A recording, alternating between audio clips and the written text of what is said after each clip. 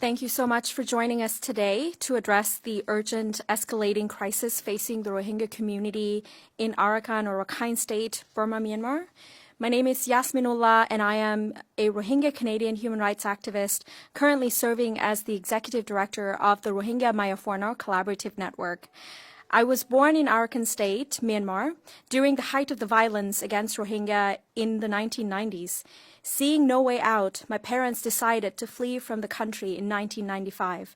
We were displaced in Thailand without legal status or protection for 16 years before a group of kind Canadians stepped up to help us through a sponsored resettlement process. 14 years later, I am now one of the very few fortunate Rohingya who live in relative peace.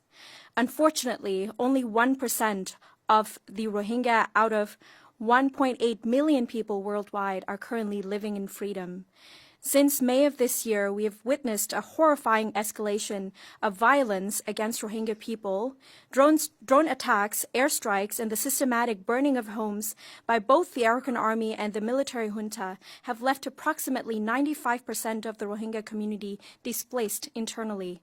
This brutal campaign not only resulted in widespread suffering, but has also led to forced conscription of thousands of Rohingya men and boys who are coerced into becoming frontline fighters in a conflict that seeks to erase their very existence.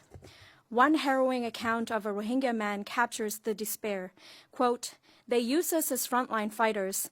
They want to wipe us out. It's the AA, or the Arakan Army, and Myanmar military's policy," unquote.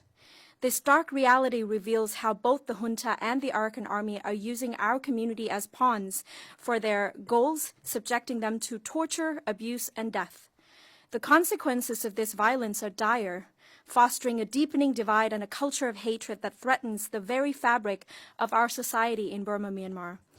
In a tragic twist, 25,000 Rohingya have fled from Mongdo and Buthidaung townships to Bangladesh Cox's Bazar area in the past month.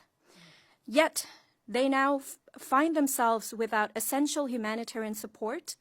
Rohingya-led organizations such as ourselves have stepped in, providing emergency funds and food, while no other big humanitarian organizations have stepped in. These efforts, unfortunately, are insufficient to meet overwhelming needs of this vulnerable population, which consist very much of women and children.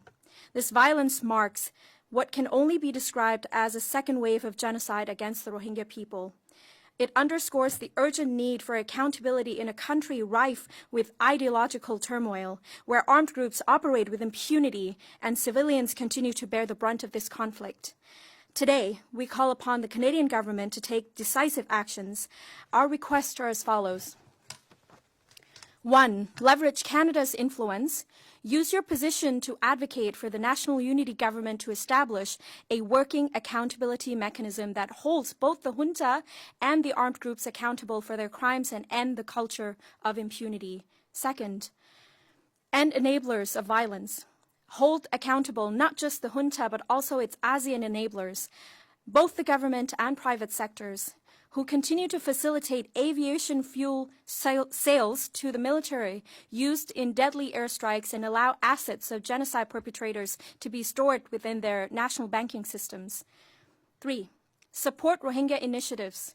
Provide direct support to the Rohingya refugee initiatives, particularly those led by women. Expand humanitarian programs beyond Bangladesh to ensure comprehensive aid reaches those in dire need. We implore the international community, especially Canada, to stand with the Rohingya in this time of unimaginable suffering. The world cannot afford to remain silent while atrocities unfold, and there is no future for a democratic Burma, Myanmar without Rohingya in it. Thank you.